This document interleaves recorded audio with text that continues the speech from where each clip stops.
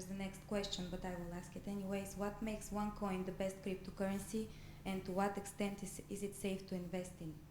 So first of all, OneCoin is not the best cryptocurrency. As much as we all love and value our coin and what we have created, there's a cryptocurrency for everyone, I would say. So for example, Bitcoin is an amazing cryptocurrency for people who value anonymous transactions. So for people who value this, OneCoin is definitely not the best cryptocurrency. I would say the interesting things about OneCoin, or the special things about OneCoin, are the following. First of all, we always try to attract the mass market. People like you and me. People who are not knowledgeable on IT, who are not extremely knowledgeable on financials. We wanted to excite these people with the education packages about something new, about innovation, about cryptocurrency. So who is the users is something very special and very different about OneCoin. The second thing, as I say, is the education. We didn't want just to say, oh my God, go and look into cryptocurrency. We wanted people to understand with the education package, what is cryptocurrency, what is good about cryptocurrency, where are the risks. I have to be extremely frank with you. Cryptocurrency is one of the riskiest asset classes out there. So as much as we're excited, as much as we think and believe in the future, there's always a big risk in everything we do. So real estate is something, as if you have watched your education packages, you know the risk with the real estate investment is very, very different with somebody who invests in cryptocurrency. However, we all know that the OneCoins that you receive and the tokens that you receive, if you decide to mine the coin, you receive these coins for free. So what you do with these coins, do you want to trade with the Deal Shaker platform? Do you want to keep them? Do you want to sell them? Do you want to do whatever, or transfer them when we open the exchange and when we go public? This is up to you. But it's very, very important for me that you understand the special things about OneCoin. First of all, it's a coin for everyone, not for the elite. The second thing that is very important for me, we always focus on usability. I do not want a speculation bubble. I want this coin to be used and to be like in 50, 60, 100 years still on the market. And the third thing, again, the merchants. It's a very merchant-friendly coin because of the transaction speed and of the big user base. Our people who are in this system are consumers. We like to go shopping. We are like normal people. So, of course, merchants who want to bring their products to a customer base are very, very interested in our base, and this is why they also provide interesting products in the Deal Shaker. So I think OneCoin is not the best cryptocurrency. There's no such thing as a best cryptocurrency. It is the same if I ask you which is the best car. I don't know which the best car is. If you're like Sebastian, probably a nice Lamborghini is the best car for you. Pitt, however, has kids, so probably the Lamborghini is not the best car for him. So it always depends on what you want, but I believe we have created something very, very special and unique, and our membership base gives us rights. So let's build on this and let's continue building on our strengths. Thank you, Dr. Ruja. Another question, which is again related to OneCoin, is the content of the white paper going to be officially published anywhere?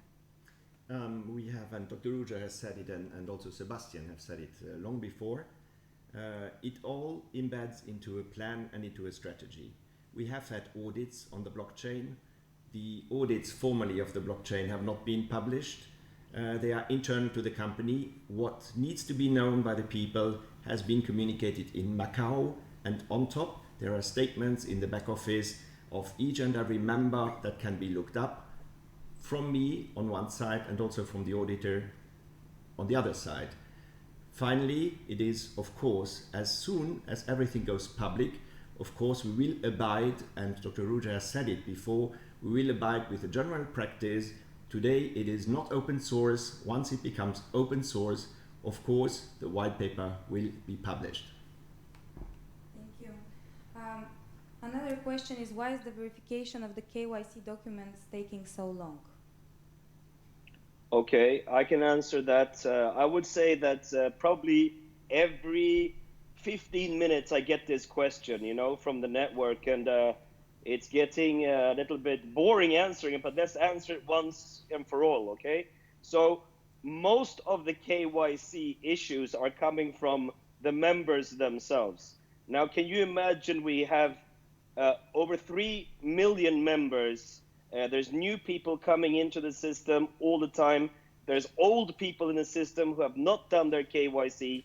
And there is, of course, the difficulty of having so many nationalities. So KYC is not a quick task. It has to be verified by your identity, where you live, etc. These documents need to come into the compliance department, and they have to go through the verification with the KYC. So therefore, it takes up to 60 days. You cannot expect this to go faster. All I can say for you new members is, as soon as you open an account, do go through the KYC immediately. That should be step number 2 after registering, because it is crucial to do this, not only for yourselves, but also for the company to be able to, for example, pay out commissions, etc.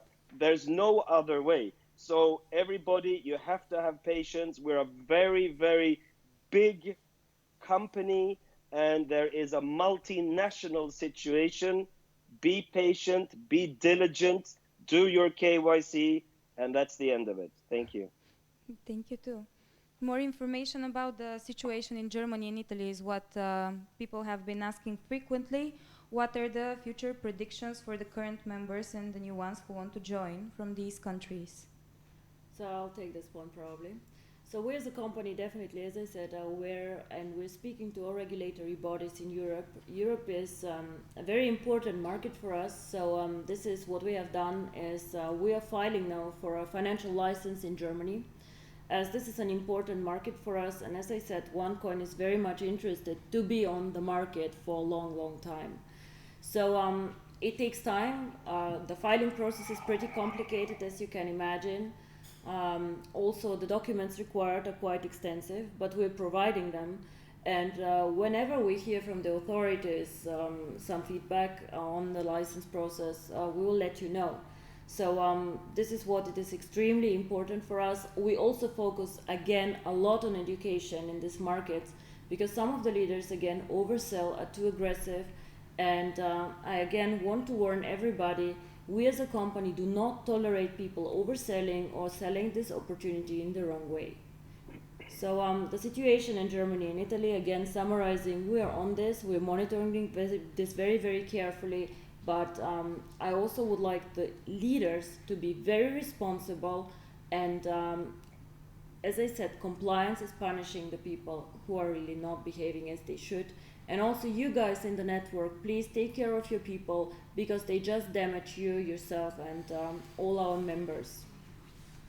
So following this question, we can see that there is a lot of bad publicity that is spreading rumors on the web. So what are the comments and how to cope with the recent bad publicity on OneCoin? I can answer that one, Laura, and it's a very good question. The media is the media, and I must say that, of course, as much as you can respect media writing good or bad about you, any news is good news. However, of course, there is a lot of media out there who are really intensively trying to damage the reputation by, for example, getting readers to read their blogs, read their online publications, or even read their offline publications. Now, of course, the company does take this very seriously because at one point, yes, freedom of speech is there, but on the other point is slander and all these negative, let's say, news that are fake news.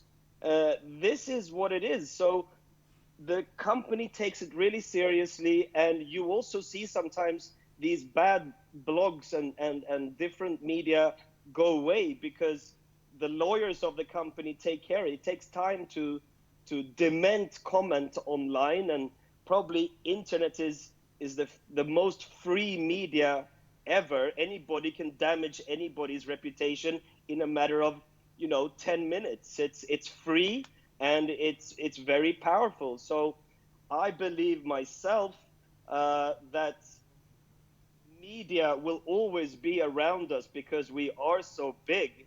And I've also seen very good positive media out there on us. So don't believe everything you read, especially online. Just focus on the facts coming from the company, coming from the leaders that are close to the company. And I also urge all you leaders out there who are not close to the company in terms of the uplines, really start activating yourself and make sure that you have the latest news too, and help the company, help us to also dement what's online. There are many comment boxes available. You can actually be one of our sources to also comment back on these bad publications. So, as I said, any news is good news. We know that the company is doing well. This bad reputation happening will always be there. If we were a small, unsuccessful company, nobody would write about us. But as we're so big, we'll have many people try to destroy us. So thank you. I would like to add some more things on this. Well, maybe you guys remember on this call all the negative press before the Macau event. I don't know how often I read that the Macau event was cancelled and so on.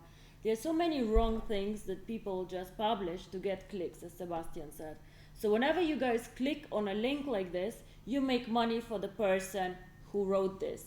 And as Sebastian says, why would I write about OneCoin and not about TwoCoin? Well, OneCoin has about 3.5 million members, so people are interested and everybody wants to read the bad news. Like, people never believe in good things. They'll always go for the bad. So you guys make money for these people that they have a nice life when you click on these links. And of course you incentivize them to find new lies and new things, so you click again.